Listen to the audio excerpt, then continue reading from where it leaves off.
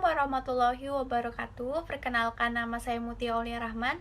Saya mahasiswa tingkat 1 Poltekkes Kalimantan Timur dari Prodi D3 Kebidanan Balikpapan. Pada kesempatan kali ini saya akan membawakan materi yang berjudul Aborsi dalam Pandangan Islam. Kita mengetahui pandangan agama Islam mengenai aborsi, lebih baiknya kita mengetahui pengertian aborsi menurut agama Islam. Pengertian aborsi menurut pandangan agama Islam adalah kematian janin atau keguguran sebelum sempurna, walaupun janin belum mencapai usia 6 bulan. Selanjutnya, alasan atau penyebab aborsi itu ada 2 faktor. Yang pertama, faktor janin. Yang kedua, faktor orang tua. Baik, yang pertama, faktor janin. Faktor janin ini meliputi kondisi janin yang lemah, yang kedua, janin mengidap penyakit, dan yang ketiga, janin mengalami cacat bawaan. Baik, selanjutnya faktor orang tua. Yang pertama, ibu lemah atau sakit. Yang kedua, mengatur jarak kelahiran. Yang ketiga, kehamilan yang tak diinginkan. Yang keempat, kelalaian saat hamil. Yang kelima, ekonomi lemah. Yang keenam, kurangnya pengetahuan. Dan yang terakhir, yang ketujuh, perspektif sosiokultural dan agama.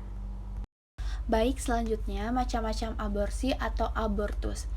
Macam-macam aborsi itu ada 2. Yang pertama, aborsi spontan adalah aborsi yang terjadi dengan tidak didahului faktor-faktor mekanis ataupun medisinalis, hanya disebabkan oleh faktor-faktor alamiah. Umumnya disebabkan kurang baiknya kualitas sel telur dan sel sperma.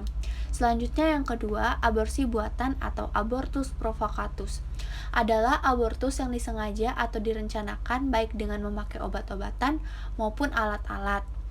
Aborsi buatan ini terbagi atas 2, yaitu aborsi terapeutik atau medinalis, dan yang kedua aborsi kriminalis. Selanjutnya saya akan memberikan cuplikan video mengenai pandangan ulama terhadap aborsi. Disimak ya. Kata para ulama tadi bahwa keadaan aborsi itu bisa dilihat dari 2 keadaan. Pertama, sebelum ditiupkan ruh. Yang kedua, setelah ditiupkan ruh. Kalau pendapat yang paling terkuat, ya, hukum aborsi sebelum ditiupkan ruh itu adalah haram. Dan inilah pendapat mayoritas ulama. Hukum ya, aborsi sebelum ditiupkan ruh, ya, sebelum ditiupkan ruh itu adalah haram. Ini menurut mayoritas ulama. Tanpa ada sebab tentunya. Tapi kalau ada sebab syar'i yang mendorong itu, yang mengharuskan itu, ya, maka ini dibenarkan tentunya. Karena ruh belum ditiupkan. Ya. Kalau memang dia sudah ditiupkan ruhnya, bagaimana hukum aborsinya? Maka kata para ulama, ini tidak dibenarkan.